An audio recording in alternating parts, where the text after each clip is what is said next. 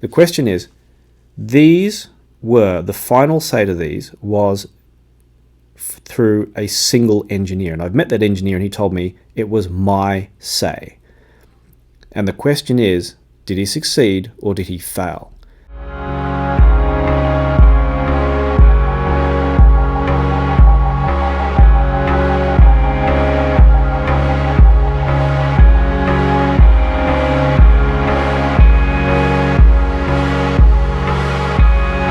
Do you like my new cufflinks? They certainly look like it. That was a kind of cufflink comment came from one of my followers on YouTube. It was a good one. They certainly look the part. I mean, the last IEMs which I had that used this kind of heavy metal were the Campfire Audio Atlas, which are positively tiny in comparison. I mean, we've got one dynamic driver in here, and we've got two dynamic drivers and a balanced armature. Actually, the comparable IEMs in size are the Solaris, and we've got the right and the left here, so we can make it like a mirror. There we go. So they're pretty big, both of them. Different kind of layout. These are all kind of straight. These are kind of angled. So different setup, indeed. Kind of hard to compare, isn't it? But they're a bit heavier. It feels like they're a bit heavier. And so they're not crazy heavy. Like they're not going to really fall out of your ears, especially if you use the choker and you're going around the ear, and which you can only really do. But still, they're big IEMs, and in that they use balanced armature and dynamic drivers. Well, how do they compare with other stuff like the Solaris? Now, what do we know about balanced armature drivers, for example? We know that other manufacturers have to buy both their balanced armature drivers and dynamic drivers from manufacturers who make them specifically, and so they tend, with other designs, they tend to either be like the FH7s. If you remember, the few FH7s had the balanced armature drivers. It looks like a little rectangular box with a nozzle, and it's pointing straight up out the tip. Or they used in other designs with a tube to allow for phase alignment. If you don't have phase alignment with your drivers, like with speakers, especially with IEMs, you end up with things like drums sounding like you're whacking a table instead of hitting a drum. You end up with phase cancellation, and it wrecks the sound. So they tend to have a fairly typical sound. And I'm going to pinch a description from Critical, who's one of the other well-known reviewers, and he said it's balanced armature sound. And it's fairly typical with IEMs. You get used to it, that balanced armature IEMs tend to have fairly typical sound signatures, especially, say, in the treble. Now, the way around that is Campfire Audio makes a special chamber for the balanced armatures here to deal with that.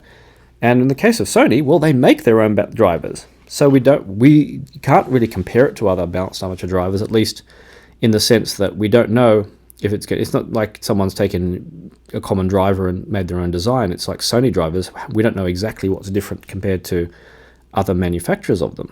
So that's unique in itself.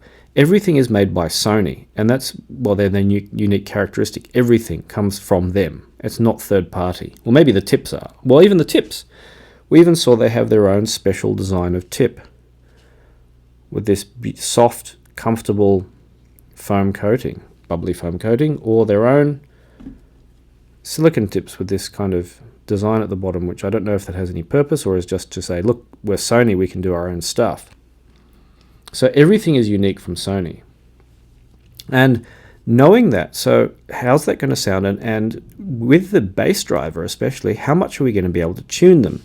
And we saw with bass drivers, say, look, just like the Atlas bass driver fires straight out. So we know that with the tip, if you have a narrower nozzle, you get more bass, and you have a wider nozzle, you get less bass. If we saw with like Fio's FH7s, they have their own special chamber for the bass driver. So it doesn't matter what tip you put on there. It's not going to make any difference to the amount of bass. It stayed consistent. They just had tips for tuning the little balanced armatures that were pointing straight out the nozzle. So this Sony is entirely unique. And so I had a bit of fun tuning things, playing around with tips and comparing. And the results were interesting. Now, the last important thing was, with the Z1R headphones, they had a unique tuning. They could have gone for a conventional kind of tuning, or a bit of a V shape, or a bit of this, or a bit of that. They went for something unusual, and they copped a lot of criticism for it.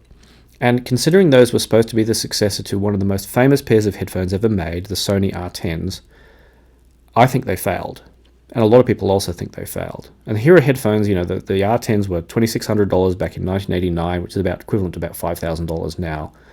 And they were legendary. Like people, even secondhand, they were going up to $7,000. And, I think they've been succeeded by planers in many ways. But I think that when their Z1R headphones came out, I think they failed with this weird tuning that worked in some ways but had kind of issues in the treble. But the question is, the final say to these was through a single engineer. And I've met that engineer and he told me it was my say.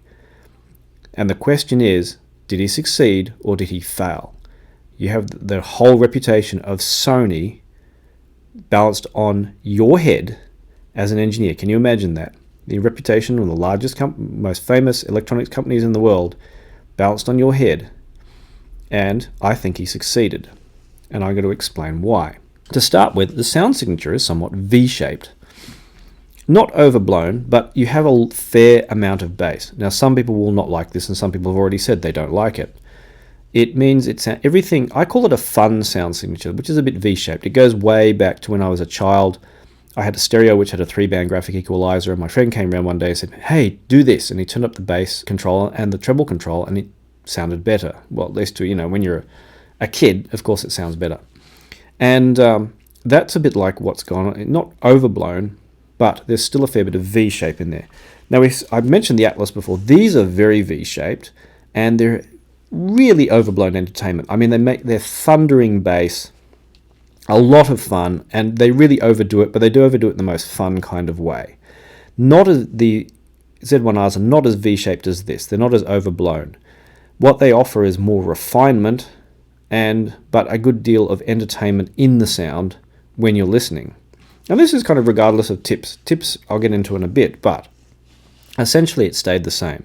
So maybe a bit of peak in the treble there, but a lot of fun in the bass. Compared to, say, the Solaris sound signature is a little bit, maybe it's a little bit more even. With the treble can be a little bit bright, but there was a little bit of a kind of suck out in the lower mids and more of an emphasis in the upper mids, which kept the focus on instruments and worked very well with live music. Still a fair amount of bass, but a bit of a thinner sound signature. And the other one, which we'll call the dark horse in this case, Hi-Fi Man's RE2000s, which are the same price as the Sonys. Or there's a version without the gold, which is a bit cheaper and apparently sounds slightly different. But these I still really like. They're a single dynamic driver, 60 ohms, and they drive like a pair of headphones, which I'm not joking about there. They're literally, you treat them like a pair of headphones, you can plug them into a tube amp. But we have these, we have this, and the Solaris, and the Atlas. And this is where things get a little bit interesting. Now, the Solaris are one of my favorite pairs of IEMs. And, I listen to a lot of acoustic music, so that's in where they really match. I thought they were a bit thin sounding for kind of more modern pop music, a bit too bright in that regard.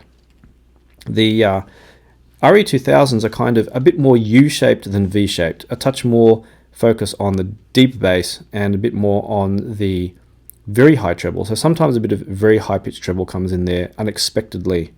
And they work with, again, acoustic music, fantastic, modern music, less so. So in the end, these are kind of hi-fi tuning. These are a little bit more entertaining tuning. They still have a fair bit of treble though. So I get the feeling they were tuned towards Sony players. Now, like typical players, we'll just take like Theo's M11 Pro, which I've got in for a review here. I've been using that. It's kind of flat, even, and very clear. Works very well with the Sonys too. But sometimes on some music, the treble can be a little bit much. And I get the feeling that, I liked it kind of sometimes a little bit better with Chord's Mojo, which is maybe a very slight touch mellow, not as detailed, but I thought may have been a better combination. So I liked stuff which was slightly more mellow. Also maybe an unusual combination as an amp. My best IEM amps, other than say a Hugo 2, is the Audio GD Master 9, full-sized 9-watt headphone amp. Surprisingly, it is dead quiet and works very, very well with IEMs. So in that, I found that the slightly more mellow result from that was a better match with Sony's. Actually, probably all these IEMs in general. Now, so that's why I'm going to assume that if I do say the treble is a little bit peaky, I do kind of think they've designed these to ideally work with Sony gear. So in that, say the thing that's great about having too much bass for me is not a problem if it's very good quality. And the thing about these, and of course the hi-fi mans, is that even when the bass is thundering through, say you have something like, just one example, like the good old Peter Herford playing Toccata and Fugue in D minor on a giant church organ. That can be, you need thundering bass for that, or a big orchestral movement. These deliver really excellent sense of space of the music, and it's amazing that even when the bass is thundering away, it doesn't interfere with the mids and treble. And while it is reduced down a touch by stuff like a wider nozzle pair of tips such as these spiral dots, which tend to improve the presentation a little bit, it still delivers high quality bass and very wide sounding presentation. And maybe a touch of that is because they're a little bit V-shaped. If you push the mids back, it does sound wider and more spacious. But I got more of a feeling that width and spaciousness was more from the accuracy and the quality of the sound coming through these. So the level of detail, with things like the Hugo 2, the sound of spaciousness was fantastic.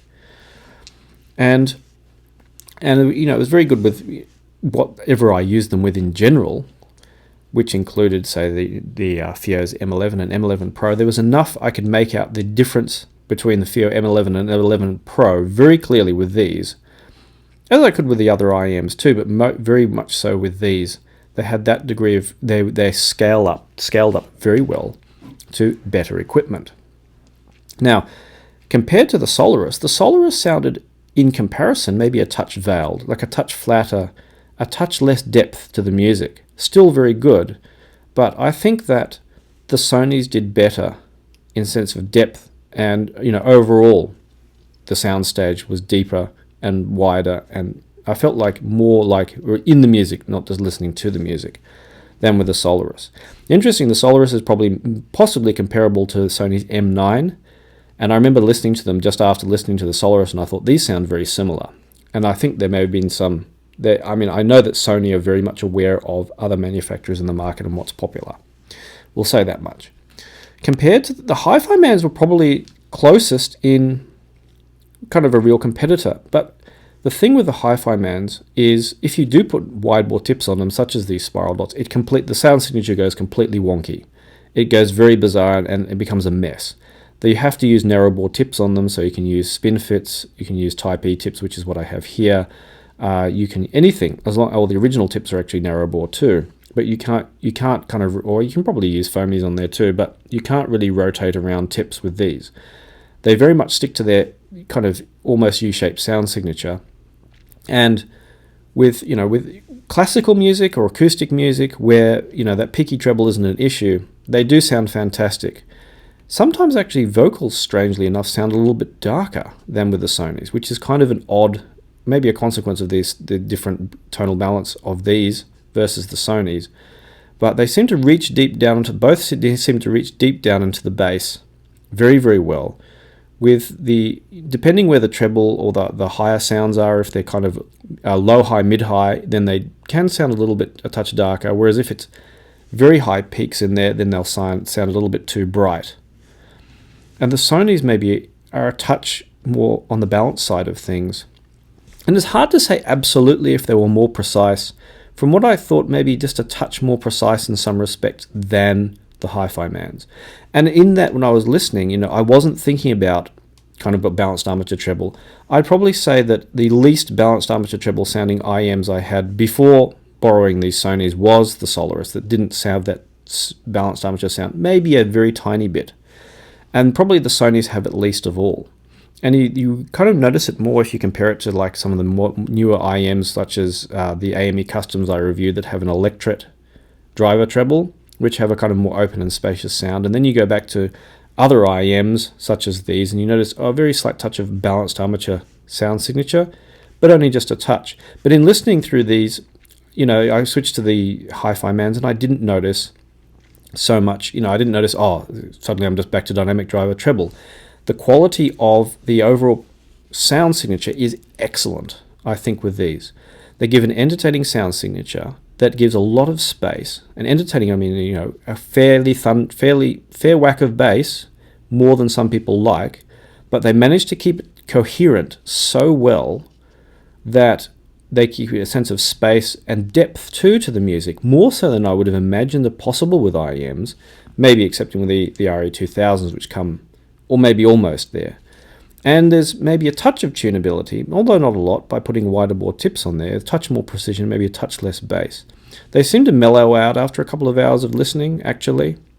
I had a feeling, maybe I just got used to the bass more so, but maybe my ears adapted and they seem to be a touch more mellow than I remember when I first tried them.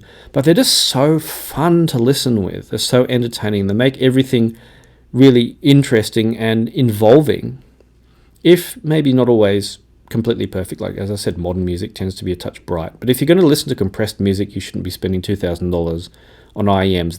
These are for listening to high quality music ideally, or at least moderately good to very good quality music, because they did reveal if something wasn't well mastered or wasn't well recorded or had any harshness in the music. I noticed, and a test track I was trying for someone else, I actually thought it had a piano track, and the piano sounded like it had that kind of the harmonics, the setup of the microphones wasn't good, and the harmonics of the piano were overblown, which you get in a lot of tracks these days, which are where they've recorded piano, and you really noticed it with the Sonys. But when I started listening with them, I thought, can I justify spending $2,000 on a pair myself? No, I cannot. But it was like, where can I get $2,000 for this? This sounds fantastic. I think so. So my question originally I asked is, has Sony nailed it? The answer is absolutely yes, they have. Absolutely fantastic work from Sony, and this is a true flagship, a true top grade IEM. Now again, there's some stuff I haven't compared it to. Maybe I'd like to try 64 audio stuff, and there's some other stuff I've heard which has fantastic bass as well. But they haven't decided to charge $3,000 or $4,000 for these. I think they're a worthy flagship, and I think Sony did a fantastic job. So if you're after a high-end flagship, and I think that I tried them with some of the Campfire audio cables. There's no difference to discern the stock cable as they are, with whatever DAP you have, and you don't have to spend that much on DAPs these days. I think it worked fine with the M11 Pro. You can get a fantastic listen. Although I wouldn't go out and buy $2,000 IEMs to use straight out of a phone. Even so, even audiophile phones and all that kind of thing, I'd still go for something higher quality than that.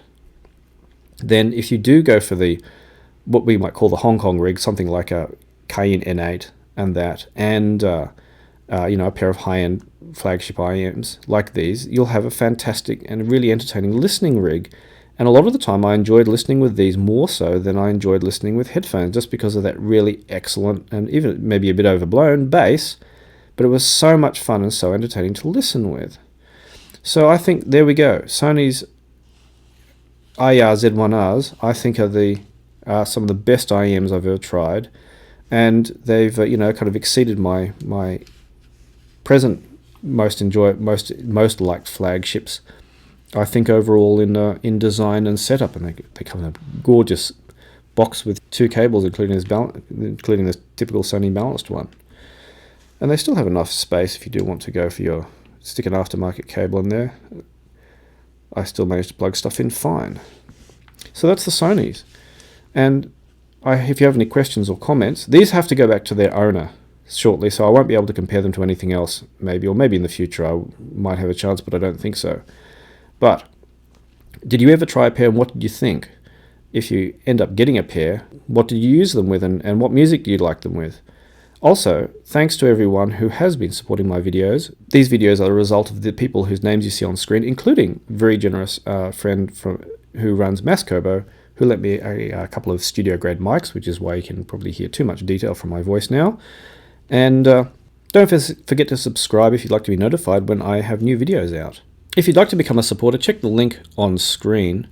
For the equivalent, as always, of if you say shout me a cup of coffee or a drink, that kind of thing, you can get my buying advice anytime. Like if you're buying something, you need some advice, you want to tap into my experience, you're welcome to do so. My supporters are very welcome to do so at any time. They can also get my impressions on gear in advance and ask me questions directly anytime. Also, if you buy gear from the Amazon or other links on screen and in the description, that will help me out as well. So thanks once again for watching, and I'll see you online.